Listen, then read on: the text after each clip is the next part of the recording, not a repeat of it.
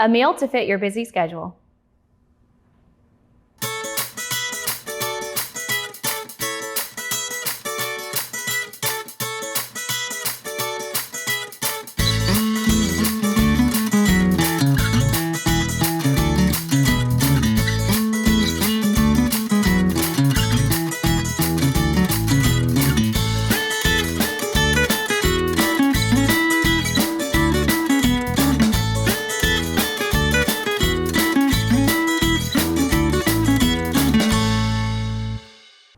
Hey guys, welcome back to At the Table. Sydney here, and today we are going to be making 2 quick meals that will be really tasty. So I was trying to think of stuff as we're getting into spring, things start picking up. We've got spring break and things like that, and we might just need some quick meals here and there.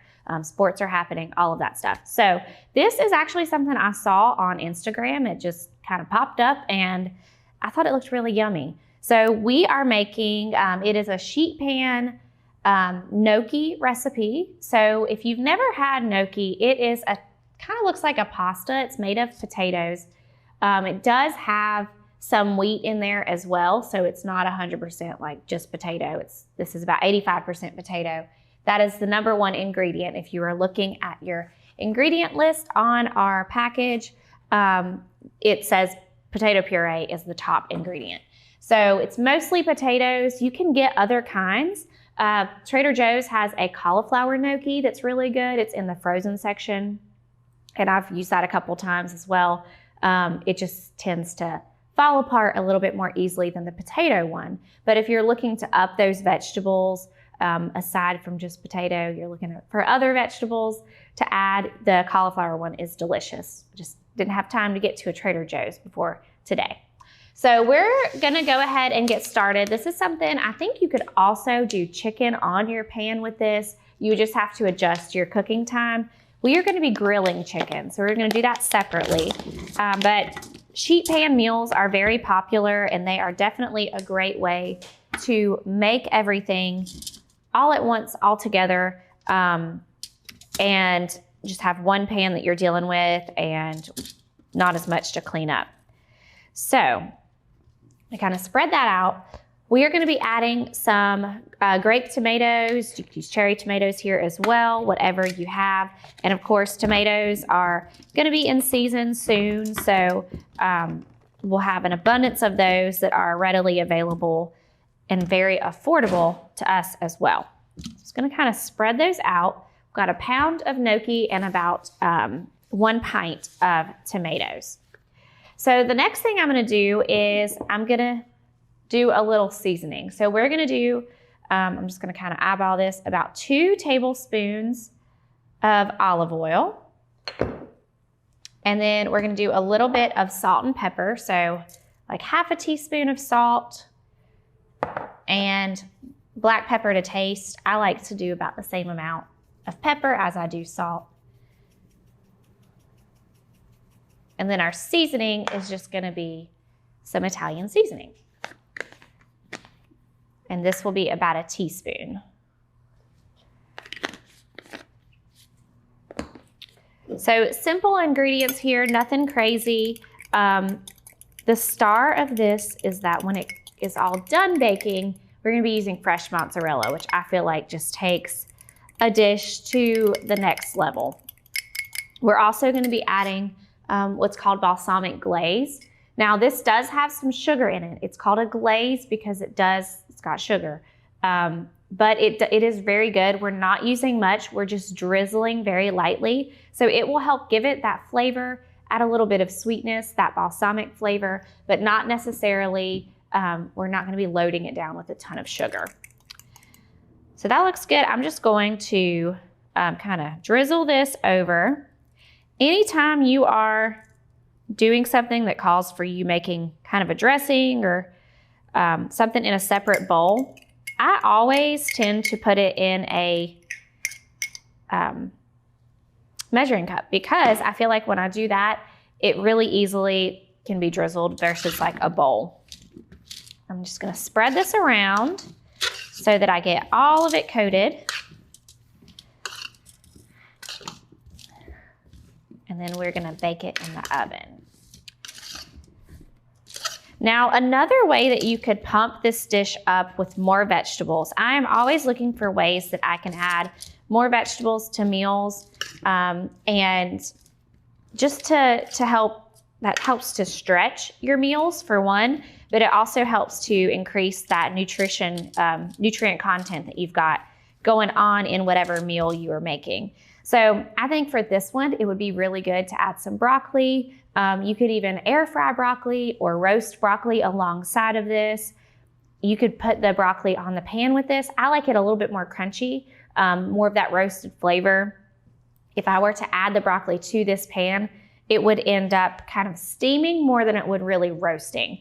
So you could absolutely, again, with that one pan meal situation, you could just throw it on here, or do it separately. But broccoli would be really tasty. Cauliflower would also be a good one. It doesn't have too much flavor. It's not going to really overtake the dish, and it would still be good with this flavor profile as well.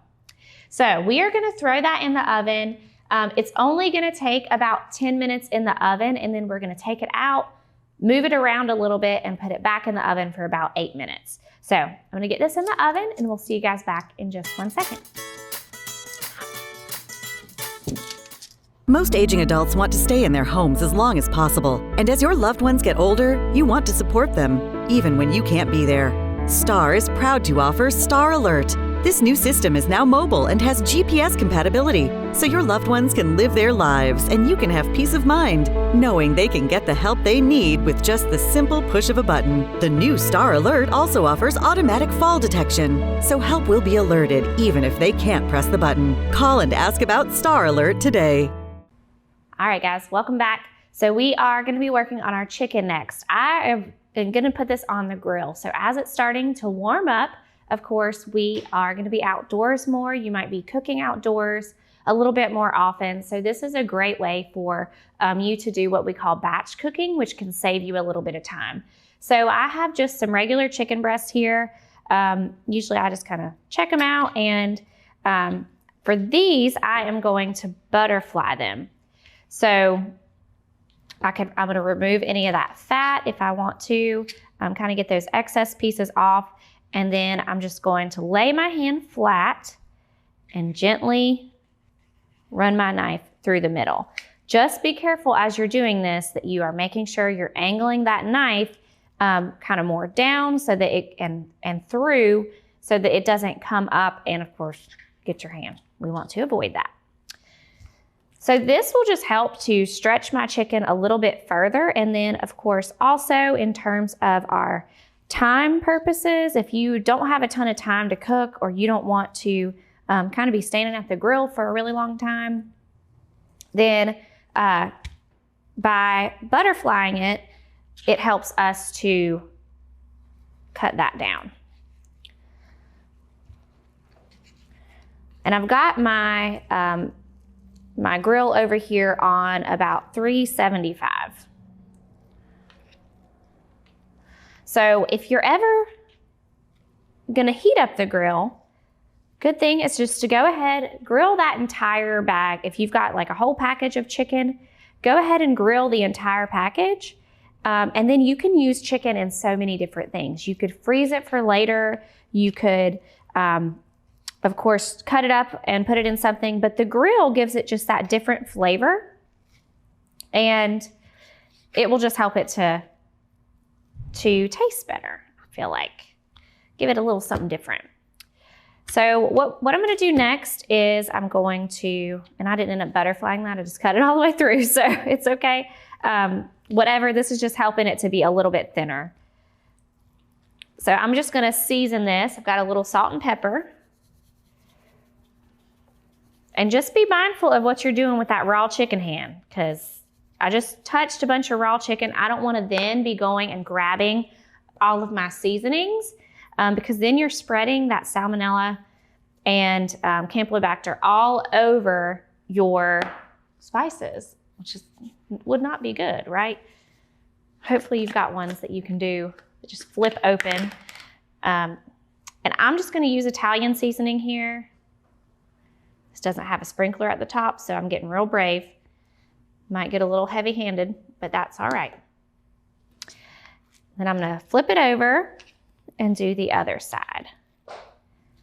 So keep that in mind. I usually either work with tongs or work with one hand. I always take my rings off if I'm ever handling raw meat, and of course, making sure that we are gonna wash our hands really well afterwards.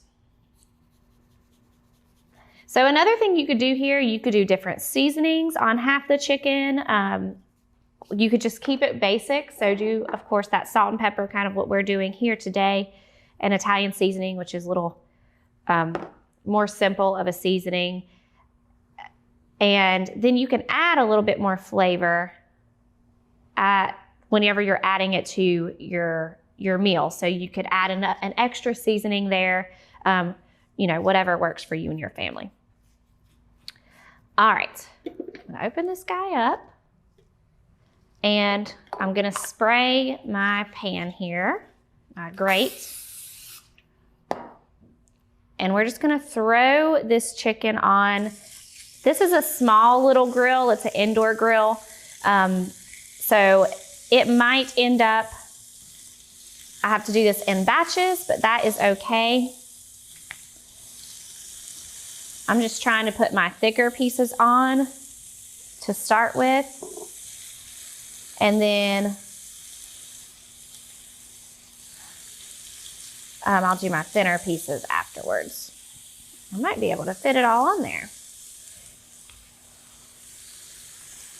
We'll do the best we can. Nope, we'll have 2 little pieces left over. So that grill is nice and hot. You can hear it sizzling already, and just threw our chicken on, and we are gonna, let that cook for about, we'll say 5 to 10 minutes. I'm gonna check on it halfway through, and go ahead and close it, and we will let that cook. Now, if you've got a grill that has multiple levels, you could always do different things on each grill, on the grill. So I would always put the chicken on the bottom, just in case it is, of course, dripping. Even if it did drip, that grill is gonna be so hot, and you might be cooking things for as long as you are the rest of the chicken. Our chicken needs to be cooked at 165. So best practice is to put that on the bottom level, so that if it does drip, it's not dripping onto your vegetables that you might only be cooking for like 5 or 7 minutes. So we're gonna let that cook. We'll check on that in about 5 minutes, and we'll see you guys back in just a minute. Eastern North Carolina is a beautiful place where we gladly choose to call home, and we strive to provide the best communications services. STAR is committed to improving communications to all our service areas because we want to improve the communities where we not only work, but also live. STAR Communications. We are neighbors serving neighbors. Hey guys, welcome back. Our gnocchi sheet pan has been cooked. You can see the tomatoes are already starting to soften up and look really good. I'm just gonna stir this up, move it around a little bit. That way every little piece gets nice and cooked evenly. So we're just lightly tossing it, and then we're just gonna throw it back in.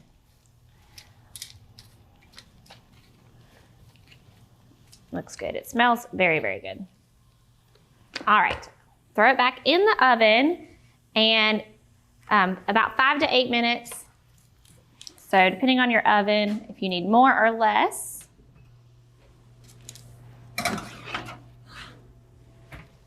And then we'll check on it. We'll add our mozzarella cheese to that. We're gonna move back over here to our chicken. I think it's ready to be flipped. So I did go ahead. I was able to squeeze in those smaller pieces as the chicken cooked a little bit. But it is looking good. I did also go ahead and flip my little piece, and he should be about done.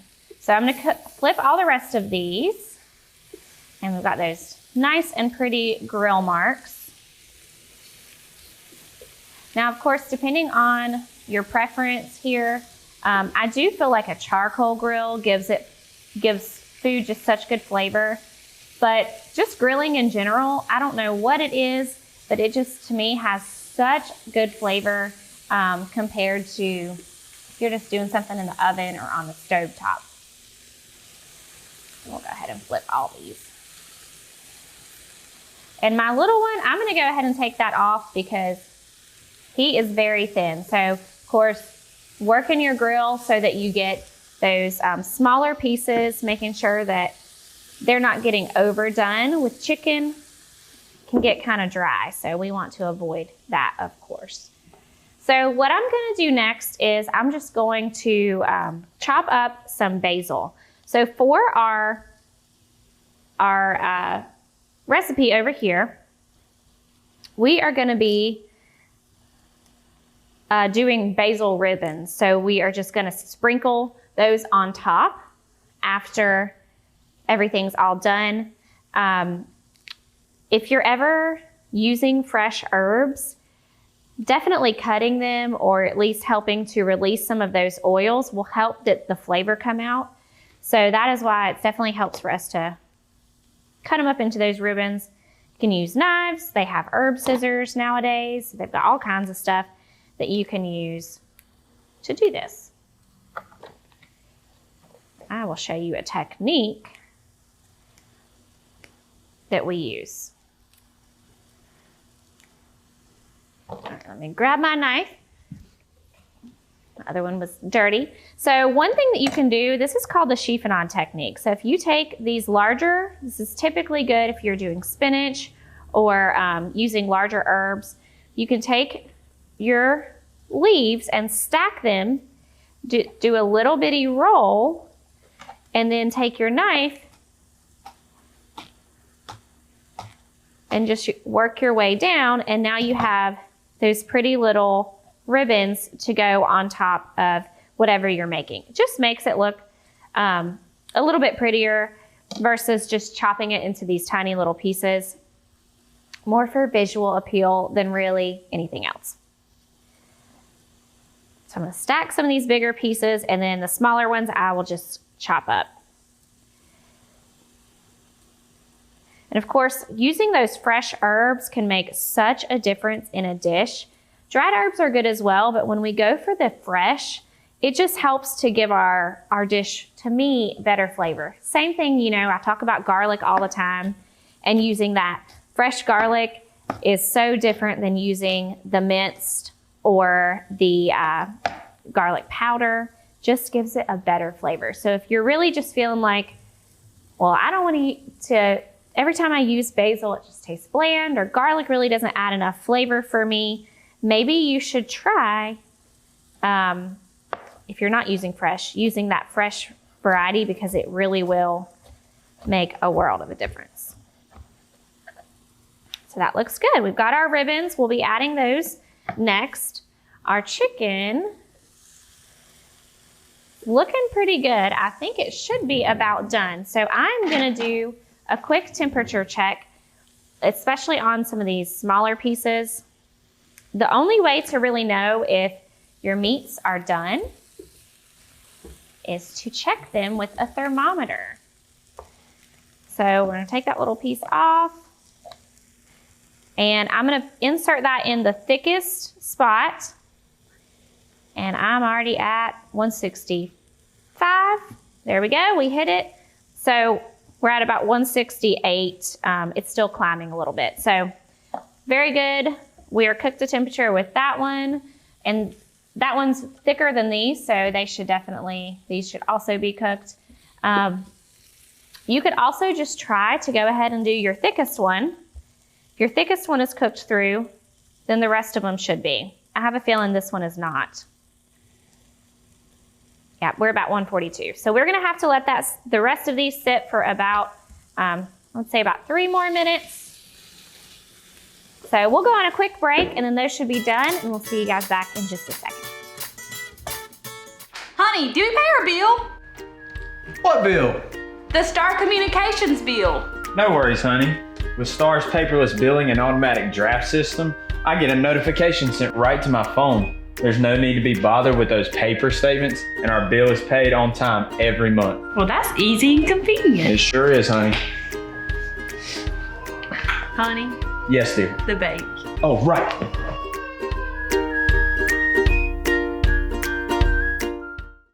All right, guys, welcome back. Our sheet pan is looking good. Last thing is just to add our mozzarella. So I bought the mozzarella pearls. These are already cut up. You could, of course, do the big chunk of mozzarella and cut them, but we're talking about saving time here, right? So we are just gonna do the pearls for that reason, and I'm just gonna break them up a little bit and spread them around. Now, fresh mozzarella, this is gonna be a little bit higher in fat than your reduced fat like mozzarella cheese. It's still not crazy high compared to a lot of our other cheeses, but I do love some fresh mozzarella. It has a totally different flavor. Oh, and it's just so, so good. It's my favorite cheese for sure. So I'm just gonna sprinkle that. And then we're just gonna put this in the oven for like 2 minutes, just long enough to get that mozzarella kind of melted and cooked through. I'm gonna throw this in.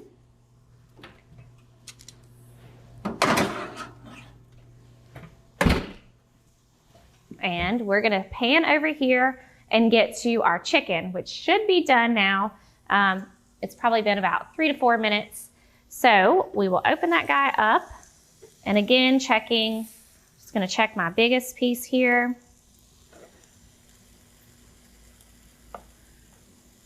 And it's, yeah, already it was at 168 within a second. So that looks good. Take all of these off. And I'm just gonna go ahead and chop this up because my goal is to add this to our sheet pan recipe. But remember, you could absolutely just keep a couple of these pieces separate, or go ahead and chop half of it or all of it and just use half of it. Kind of whatever you're planning to do with it for the week. I'm gonna start with my not so hot pieces here. Just to let those cool for just a minute.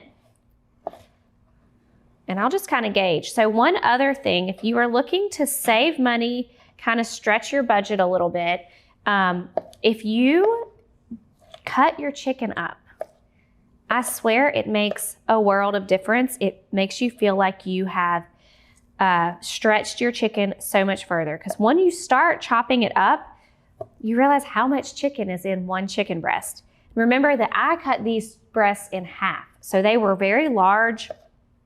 And if I were to just serve the whole chicken breast to my family, the one serving would look like a lot, right? One chicken breast to each person. You know, this pack had 4 breasts in it, so that would just seem like, depending on the size of your family, a lot, not so much, you know, whatever. But if we go ahead and start chopping it up, you can see how much further it stretches.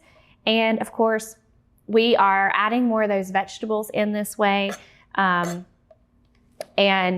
we want to make sure that when we're having our meals, we have those nice balanced meals.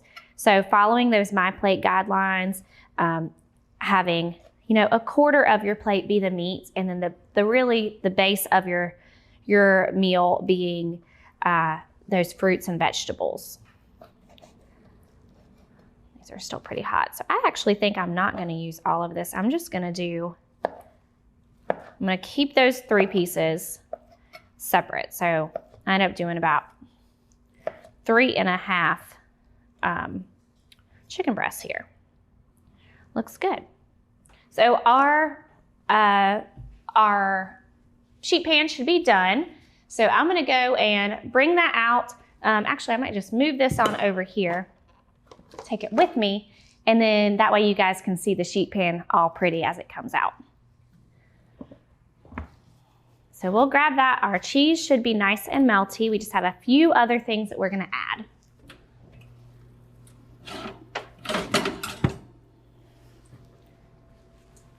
Didn't quite get that close. Oh yeah. Looks good.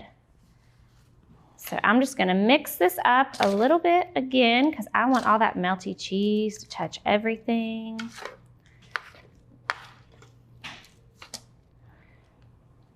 Got some of my cheese clumped together, but that's all right. Looks really good. Okay, so I'm gonna throw my chicken in here as well. See how much of this I actually use.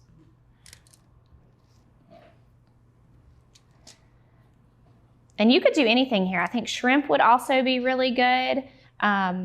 You know, whatever your family enjoys. Or you could just do it without any meat. It could be like a little meatless meal if you chose to do that. So there's that, and then I'm gonna add just a little bit of my basil here. And then last thing is my balsamic glaze. So we're just gonna sprinkle this over the top. Looks so tasty. So you can serve this however you like, throw it into a bowl. That's probably how we're gonna finish it off. But this is a great meal. Really shouldn't take you very long to cook. Throw everything into a pan, put it in your oven, and then of course, grill some meat, whatever you like, and fill up that grill. So hopefully this was helpful to you. Let me know if you try this, and we will see you guys back next time on At the Table.